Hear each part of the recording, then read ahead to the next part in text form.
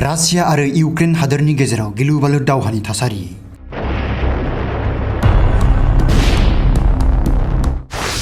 क'क्राझार सहर बागानसालिनि थागिबि धृतिमन भिक्टर भुयाआ इउक्रेनाव थाबथानानै दङ।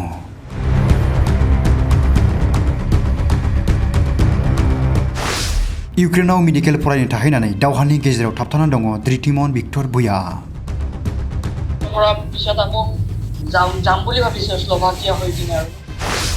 बिमा बिफाया फिसाज्लाखौ लाबोफिननो थाखाय बिटिआर सरकार आरो गिबि मन्त्रि डक्टर हिमन्त बिश्व शर्माखौ खावलायहरदों। अनुरोध खालामनो नागिरो जेने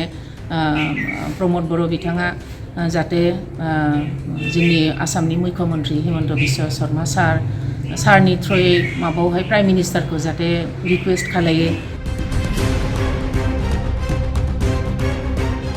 क'क्राझार सोहोरनि बागानसालिनि थागिबि दिलीप बुयान आरो सुलोचना ब्रह्मनि फिसाज्ला धृतिमान भिक्टर बुयाना इउक्रेनाव थाबथानानै दं। इउक्रेन आरो रासियानि गेजेराव गिख्रंथाव दावहा सोलिबाय थानाय हिसाबै इउक्रेनाव मेडिकेल फरायहैनाय धृतिमाना जेंनायाव गोग्लैनानै दं।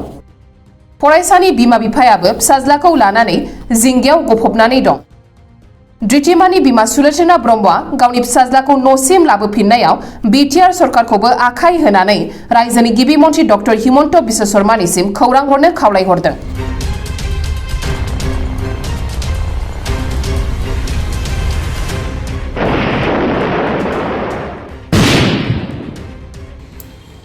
बेथ' 6th इयार लास्ट इयाराव दङ आरो एबार बारा गोबाव गैलामोन परिखाबो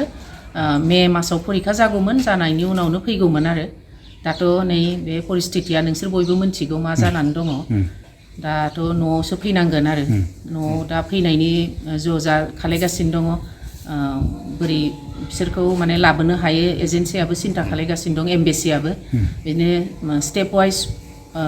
फाथायहरगासिनो दङ बयखौबो जेनेबा उन्दैफोरखौ आगय एसे मेचियरफोरखौ उनावहाय बिदिनो माने स्टेज वाइज माने लाबोनायनि थाखाय नाजागासिनो दं आरो दिनैहाय मोनसे गारियावहाय फैदों होननानै आंनि फिसालाया आंनो खोन्थाहरदों। ओमफ्राय गावसिना माला जायो बेखौ बिथं आंनो खोन्थाहरनो हायाखै। थासारिया थानाय जायगायाव थासारिया उजरतआवथ' ओरैनो नर्मेल दाबोनो दखान पाहार खुलिनानै दङ खिन्थु जिनिसाथ' जोबजोब्बाय होन्दों आरो दखानाव बयबो बायनानै लाजोब्बाय जमानो न' बयबो।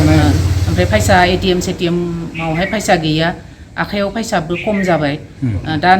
जों बिनिफ्राय फाथायहरबाबो हजोंहाय बिसोर दिहुननो हाया फैसाखौ बेबायदि अबस्था जानानै दङ आरो ओंखायनो माने बिसोर न'आव फैनो थाखाय बिराद नाजागासिनो दं आरो नांस'हैथ'वाखै एथ' खिन्थु गेजेरावहाय एसे गोजानावहाय बम गोलैदों होननानै जोंनो खोन्थाहरदों आरो गभर्नमेन्टखौ आं बिटिसि गभर्नमेन्टखौ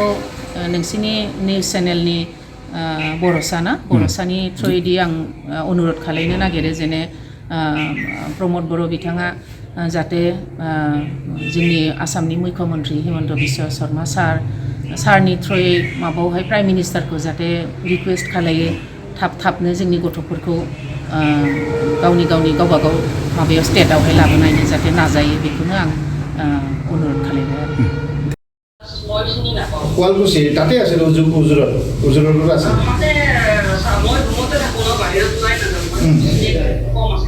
আচ্ছা আচ্ছা আচ্ছা এতিয়া সুধিছে আৰু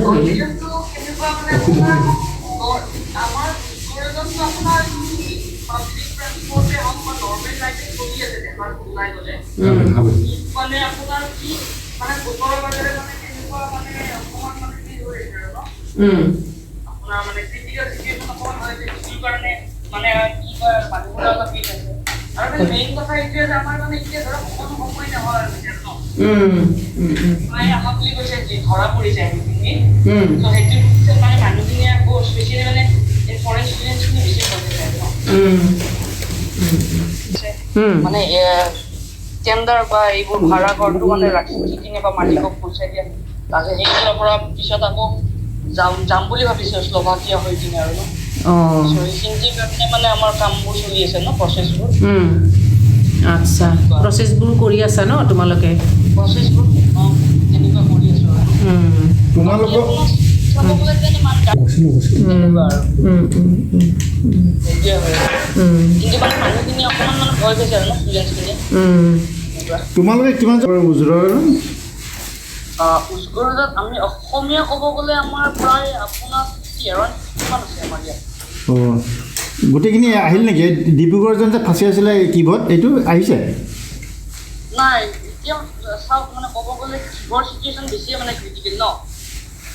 চ' মানে কিহত মানে তেনেকুৱা হৈছে যিখিনি ষ্টুডেণ্ট আছে অলমষ্ট মানে এম্বেচিয়ে কিবা আপোনাৰ প্লেচ এটা প্ৰভাইড কৰিছে আৰু যিটো প্লেচত মানে তেওঁলোকে আশ্ৰয় লৈ আছে ন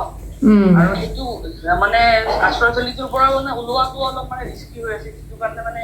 আহিব পৰা নাই ন আৰু ট্ৰান্সপৰ্টেশ্যন মানে তাৰ পৰা ৱেষ্টাৰ্ণ চাইডলৈকে মানে খুব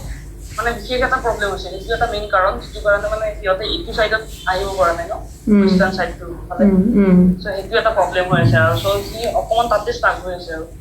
বাকী মানে সিও আছে বাৰু এৰাউণ্ড তাৰ লগত লাইক 400 মান থকা বুলি ভাবিছে আৰু ষ্টুডেণ্টছ ইণ্ডিয়ান ষ্টুডেণ্টছ চ' সেইটো কথা আৰু আচ্ছা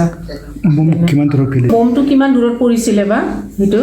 জেগাটো এইটো আমাৰ ক'ব গ'লেতো চব নিউজটো এতিয়া যিখিনি পাইছোঁ মই চব মানে ৰিলায়েবল বুলি ভবা নাই কাৰণ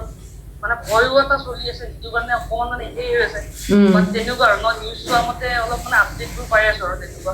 কিন্তু প্ৰপাৰ আপডেটটো মই চাবলৈও সময় পোৱা নাই যিটো কাৰণে ভালকৈ ক'ব নোৱাৰিম আচ্ছা হ'ব দিয়া